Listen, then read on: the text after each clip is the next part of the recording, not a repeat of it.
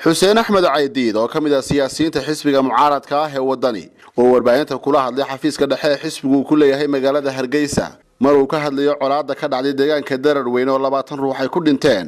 ayaa waxa uu tilmaamay in aanay xal noqonayn oo kaliya in baaqiyo nabadeed loo diro labada qabiil dagaalamaya balse waxa uu sheegay in meesha ay ka maqan tahay talaabadii dawladnimo ee lagu ilaalin lahaa heshiiskii hore ee beeluhu ay hore u wada galeen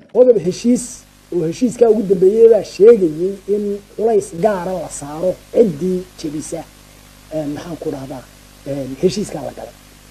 xukuumadda markaa waxa la tabayaa in ficil ahaan ficilkii meesha dee xukuumaddu ay saari lahayd arrinka oo haday waynu aragno ciidanku uu kala dhex galo labadii qolo uu kala dhex joojiyo maalin taade dhimashada badan iyo dhaawac badan dhacay mooyana ma inaan maqal wax badan oo dambe oo ka dhacay laakiin waxa idin ay garab socoto in lagu fuliyo heshiiskii hore meesha u yaalay inay xukuumaddu dee fulinteedii gasho ayaa runtii la tabayo meesha taala haddii heshiis la wada galay uu dhinac jabiyo oo wixii lagaga heshiiyey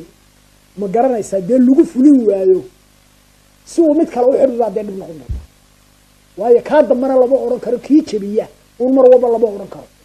waayo dee intaasoo goor buu jabayo haddaan wax gaar ah ama culays gaar ah aanu ku dhicin inta jirisa aanu markaa ku dhicin heshiiska dambe la galana cid walba oo furan tahay markaa inuu jiriyo oo furanaysa bay noqonaysaa kalsoonidii deeyay lumin baanu leenahay laga qabay ummaddu ay ku qabtay xukuumadda oo wixii iyadu ay dhigtay jiri waxaasan qaadi doonaa haddii cidii jirisa ka qaadi doonaa inay ka qaadaabaa ayaa dee la eegaya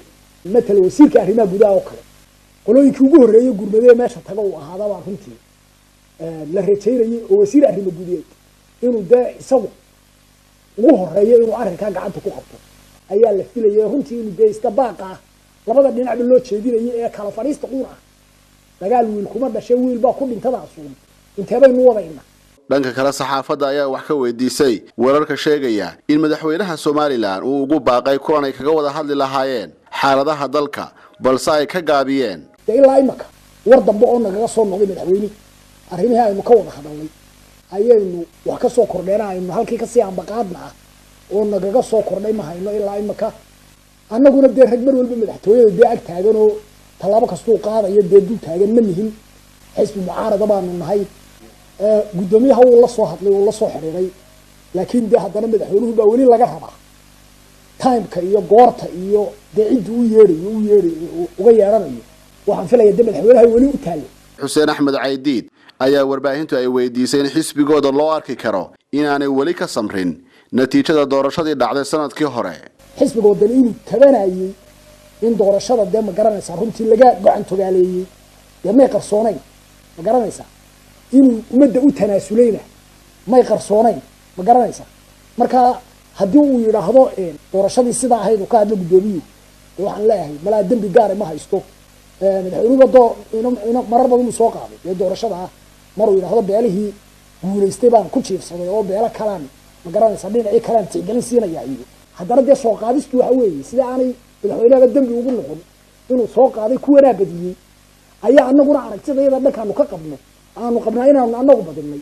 ee si kaloo gacan tugaalaysi dee meesha ay u dhacday marka waxa weeye inaynu ku koobno uun labada iyada dhinacba malaa